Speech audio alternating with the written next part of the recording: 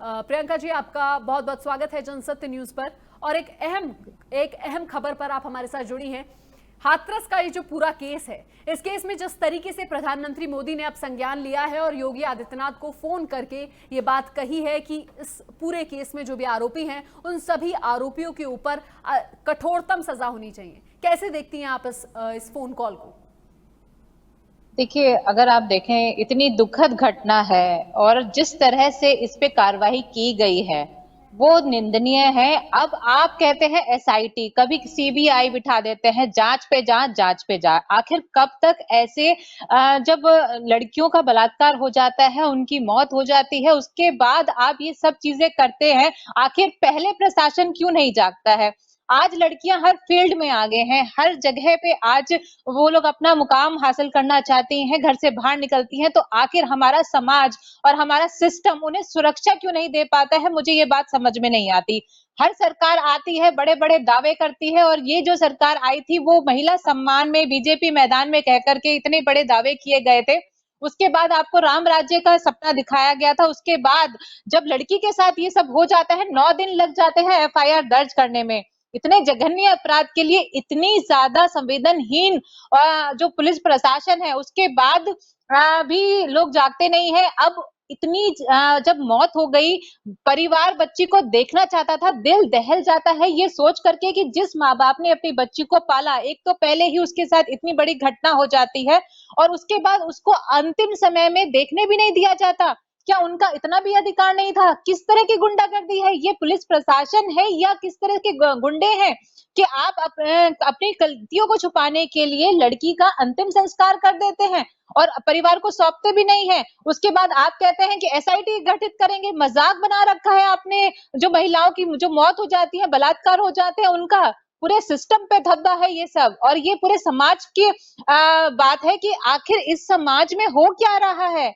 इस तरह से लड़कियों के साथ बलात्कार होते रहते हैं, अक्सर हमने देखा है। लेकिन इस तरह के जघन्य अपराध, जब लड़की की बुरी तरह से उसको मारा जाता है, उसकी जीभ काट दी जाती है, उसकी रीढ़ की हड्डी तोड़ दी जाती है, उसके बाद जब वो स्टेटमेंट देती है, एफआईआर दर्ज होने में 9 दिन लग जाते हैं। जी, साफ तौर पर डीएम ने भी ये बात कही है कि जीभ नहीं काटी गई थी। हालांकि इतना बड़ा अपराध हो गया तो जीभ काटना जो है, इस बात को लेकर, सिर्फ इस बात को लेकर डीएम ने ये बयान दिया और कहा कि नहीं, जीभ नहीं काटी गई और रीढ़ की हड्डी जो तोड़ने की बात कही जा रही है वो भी नहीं हुई है। तो कैसे लेती हैं आप इसको कि एक रेप की इतनी बड़ी घटना हो गई, उसके बाद आप जीभ काटना और रीढ़ की हड्डी टूटनी जैसी चीज पर जो है आप बयान दे रहे हैं? इससे पहले कि आपको जो है इस बात पर संज्ञान लेना चाहिए, इस बात पर बयान देना चाहिए, बताना चाहिए कि क्यों ऐसी हरकत हुई, क्यों आपके यहाँ पर एक ऐसी घटना को अंजाम दिया गया चार दरिंदों द्वारा, जिस तरीके से ये पूरी बात सामने आई है। और किस तरीके से ये डीएम का ये बयान थोड़ा बेतुका लगा? देखिए, बिल्कुल बेतुका बयान है। अगर आप इसको डेप्थ से अगर स्टडी करेंगे, जब उसके स्टेटमेंट लिए जा रहे थे, लड़की बोल नहीं पा रही थी, वो इशारों से समझा रही थी कि उसके साथ किस तरह की घटना घटित हुई है। उसी के बेसिस पे आपने एफआईआर करने में 9 दिन लगा दिए। और उसके बाद आपकी जो रिपोर्ट, पोस्टमार्टम रिपोर्ट आती है, उसमें भी आप दिखाते हैं कि ना तो जीभ कटी है, ना बलात्कार हुआ है, ना ही आपने सारे स्टेटमेंट चेंज कर दिए। वो किस तरह से चेंज हो गए? जब लड़की खुद स्टेटमेंट के दौरान बता रही थी कि उसके साथ किस तरह की हरकतें हुई हैं, आप बाद में कहते हैं कि नहीं हुई है। कल ही मैं जो वहां के विधायक हैं उनकी स्टेटमेंट सुन रही थी, वो कह रहे हैं कि मैं पर्सनली मिलने गया था, वो बोल नहीं पा रही थी, उसकी जीभ में चोट लगी थी।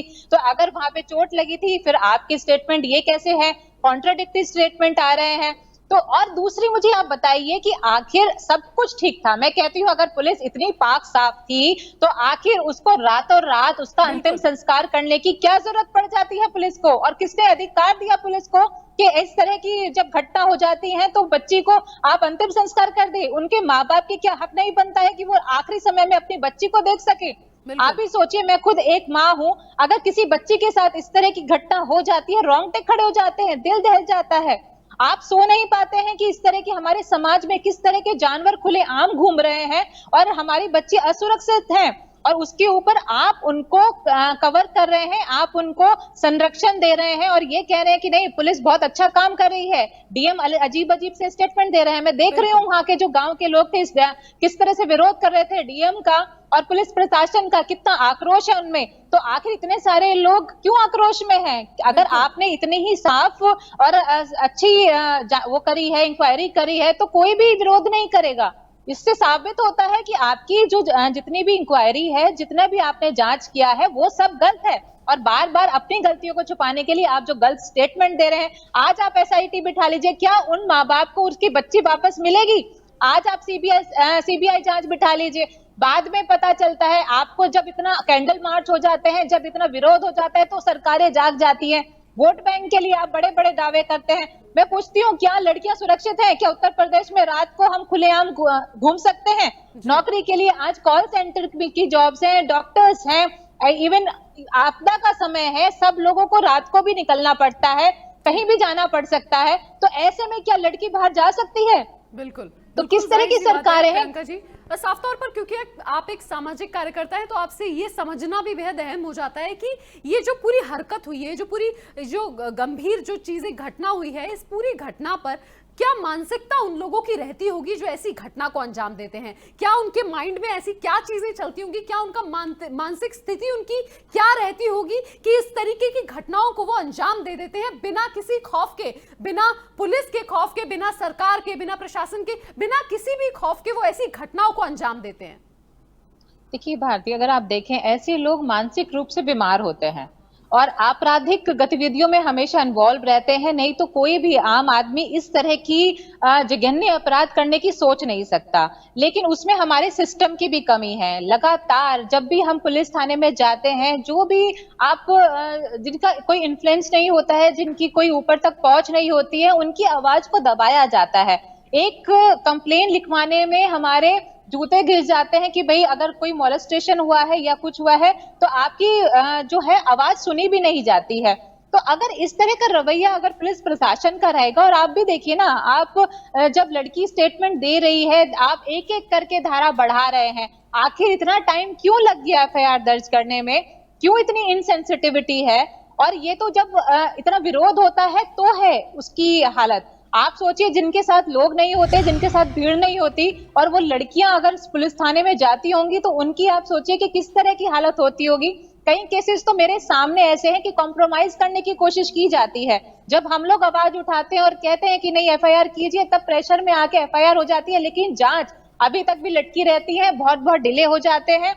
सालों साल हमारे केसेस, यूपी गवर्नमेंट ने जो फास्ट ट्रैक कोर्ट बनाने की बात हुई थी, फास्ट ट्रैक कोर्ट कहाँ है? जजेस की कमी है। आप इम्प्लीमेंटेशन, लॉज का इम्प्लीमेंटेशन ही है। पॉक्सो एक्ट में आप इम्प्लीमेंटेशन कर देते हैं, चेंजेस कर देते हैं, लेकिन इम्प्लीमेंटेशन कहाँ है? आप सिर्फ कागज पर कानून बनाने से सुरक्षा नहीं दी जा सकती है बच्चियों को, हमारी देश की महिलाओं को। आप सिर्फ दावे करते हैं, लेकिन जमीनी हकीकत ये है कि आज भी लड़कियां असुरक्षित हैं और जो अपराधी हैं उनके मन में खौफ नहीं है, क्योंकि हमारा जो लच्चर सिस्टम है, ये जो इतना डिले कर देता है एक्शन लेने में। आप गाड़ियां तो पलट जाती हैं, जब पुलिस के ऊपर हमला होता है तो गाड़ियां पलट जाती हैं, लेकिन मैं पूछती हूँ, आज ये जो 4 अपराधी खुले आम घूम रहे हैं, जिनके नाम आ रहे हैं, अभी तक इनके ऊपर सख्त कार्रवाई क्यों नहीं हुई है? इनकी गाड़ियां क्यों नहीं पलटती हैं? क्यों एक हम लोग स्ट्रॉन्ग मैसेज नहीं दे सकते हैं समाज को कि कोई भी अपराधी जो लड़कियों के या किसी भी बच्ची, महिला के ऊपर गलत नजर डाले, उनका हम अंजाम इतना बुरा करें कि उनके मन में खौफ पैदा हो, उनके रोंगटे खड़े हो जाएं, उनके परिवारों में भी खौफ हो। ये आज की बात नहीं है, हम सभी जानते हैं कि निर्भया केस और उससे पहले से भी ये तमाम ऐसे केसेस जो है वो आते रहे। निर्भया का इतना बड़ा केस जो है वो आया और इतना ज्यादा उस केस ने मीडिया में भी ये केस रहा, और उसके बाद इतना सब होने के बावजूद जो है वो एक इतना लंबा वक्त लगा सजा मिलने में। उसके बाद जिस तरीके से ये केसेस हर दिन देखने को मिलते हैं, और आज भी अगर ये केस दिल्ली तक नहीं आता, अगर सफदरजंग तक नहीं ये बच्ची पहुंचती और वहां पर उसकी मौत नहीं होती, और मीडिया में खासतौर पर अगर ये केस जो है वो इतने उजागर तरीके से इतना उजागर नहीं होता, तो मुझे नहीं लगता है कि पीएम जो है वो अपनी तरफ से ट्वीट करके माफ कीजिए, पीएम जो है वो खुद अपनी तरफ से फोन कर सीएम योगी आदित्यनाथ से बात करते और इस तरीके की बात कहते कि कठोरतम कार्रवाई होनी चाहिए। इससे पहले तो तमाम केसेस जो है वो आते रहते हैं, कहीं हमें देखने को नहीं मिलता है कि पीएम या सीएम, और फिर महज 10 लाख रुपए के मुआवजे की बात भी आपने जरूर सुनी होगी कि 10 लाख रुपए का मुआवजा महज किसी की बच्ची लौटा सकता है। देखिए भारती, ये सब आप कुछ भी कह लीजिए, मेरे पास तो शब्द नहीं है किस तरह की राजनीतिकरण किया जाता है। आप फोन पर बात कर लेते हैं। कुलदीप सिंह सेंगर के केस में क्या हुआ था? कुलदीप सिंह सेंगर के केस में पिता को मार दिया गया था, सीबीआई जांच बिठाई गई, फिर बताया गया कि अभी जब कुलदीप सिंह सेंगर की जरूरत थी तो साक्षी महाराज जब इलेक्शन जीतते हैं तो जेल में उनको धन्यवाद देने पहुंच जाते हैं। तो आप किस तरह के मैसेज देते हैं? और मैं सिर्फ एक पार्टी की बात नहीं करूंगी, सारी पार्टी कितने अपराधियों को जिनके ऊपर केसेस हैं उनको टिकट दे देते हैं। तो ये सब चीजें, ये जो हम काम करेंगे, आप एक्शन लीजिए, हम लोग ये करेंगे वो करेंगे, होता क्या है? जमीनी हकीकत ये है कि लगातार अपराध बढ़ते जा रहे हैं। आप एनसीआरबी की रिपोर्ट देख लीजिए, किस तरह से महिलाओं के प्रति अपराध बढ़ रहे हैं, बलात्कार के केस बढ़ रहे हैं, सुरक्षा किस तरह से दी जा रही है, थानों में किस तरह की व्यवस्थाएं हैं, किस तरह से डिले होता है। आपने 1635 करोड़ बोला था फास्ट ट्रैक कोर्ट के लिए, कितना पैसा लगाया है मुझे आंकड़े बता दीजिए। जजेस की कमी है, उनको आप सैलरी कैसे देंगे? किस तरह से फास्ट ट्रैक कोर्ट्स बनाए जाएंगे? मॉलेस्ट्रेशन के लिए अलग कोर्ट्स थे और जो आपके पॉक्सो एक्ट के अंदर जो केसेस आएंगे उसके लिए अलग कोर्ट्स बनाने की बात हुई थी। कितने कोर्ट बने हैं वो भी नहीं पता है। तो सिर्फ कहने से कि हम ये कर देंगे, हम वो कर देंगे, लेकिन जमीनी हकीकत ये है कि आपने कुछ भी नहीं किया है और इसी की पोल खोलती है। उसके बाद जब आपकी चीजें उजागर हो जाती है तो इस तरह से आपने मुंह छुपाने के लिए, अपनी कमियों को दबाने के लिए आप बच्ची को का अंतिम संस्कार कर देते हैं।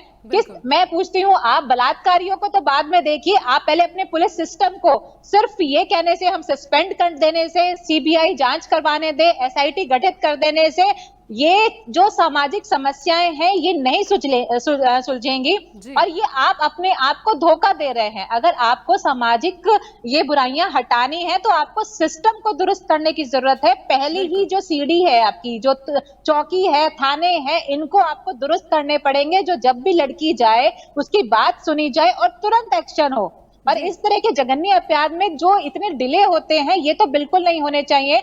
और जो केसेस इतने सालों साल, 7 साल लग गए निर्भया को और इंसाफ मिलने में, ये कैसा मैसेज है? कैसा अपराधियों को लगता है कि अरे हम तो बच जाएंगे, ये होगा तो क्या होगा, ज्यादा से ज्यादा कुछ सालों की जेल हो जाएगी। तो अगर यही मैसेज हमें कन्वे करना है तो वो उनके हौसले, और ऊपर से आप सरकार भी कोशिश करती है किन केसेस को दबाने की, डिफेंड करती है पुलिस को, कभी डिफेंड करती है अपराधियों को। तो अगर यही संरक्षण आप देते रहेंगे, अपना हाथ इन लोगों के सर पे रखते रहेंगे, तो मुझे नहीं लगता है कि आप जो समाज से इस तरह की कुरीतियां हैं, बुराइयां हैं, ये अपराध है, ये मिटा पाएंगे। प्रियंका जी, और साफ तौर पर 16 दिन बाद प्रधानमंत्री नरेंद्र मोदी का ट्वीट आना थोड़ा दुखद है, क्योंकि 16 दिन बाद ट्वीट आने का क्या मतलब बनता है? साफ तौर पर मैं ये भी जरूर आपसे जानना चाहूंगी कि जिस तरीके से निर्भया केस में इतना लंबा वक्त लगा था, हालांकि फास्ट ट्रैक कोर्ट और तमाम बातें जो है वो सामने आती है, और हम सभी जानते हैं कि हमारे देश में ऐसा नहीं है कि कानून नहीं है, कानून है पर ऑन पेपर है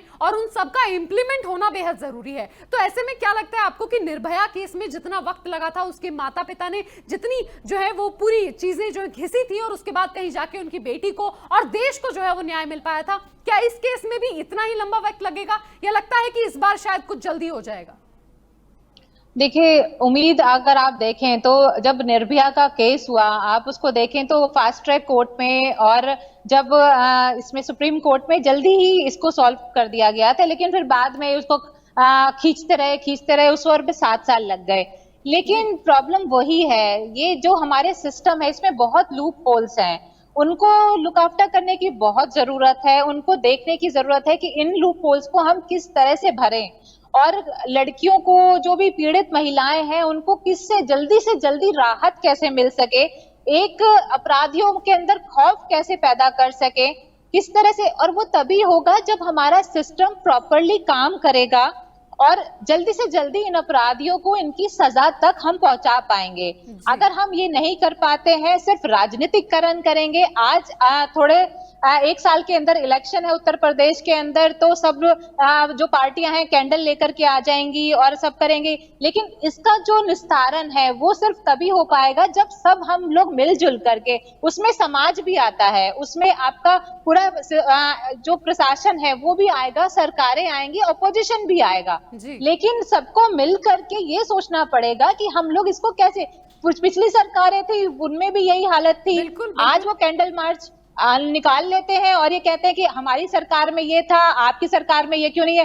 तो ये समय ये नहीं है कि पुरानी सरकारों में क्या था, अब की सरकार में ये है कि हम लोग सॉल्यूशन क्या दें, और सॉल्यूशन इसका सिर्फ यही है कि अगर कोई भी लापरवाही बरतता है, चाहे वो पुलिस प्रशासन हो, चाहे सरकार हो, चाहे कोई भी इसके अंदर इन्वॉल्व हो, उसकी कड़ी कार्रवाई है, उसको तुरंत सस्पेंड किया जाए। मैं तो कहती हूँ सरकारी जॉब्स के अंदर ऐसे लोगों को निकाल देना चाहिए। इसे सस्पेंशन एक नहीं है, क्योंकि एक जगह से आप सिर्फ ट्रांसफर होगा या सस्पेंशन होगा, उससे सॉल्यूशन नहीं, वो दूसरी जगह पे जाके ऐसी ढिलाई करेगा।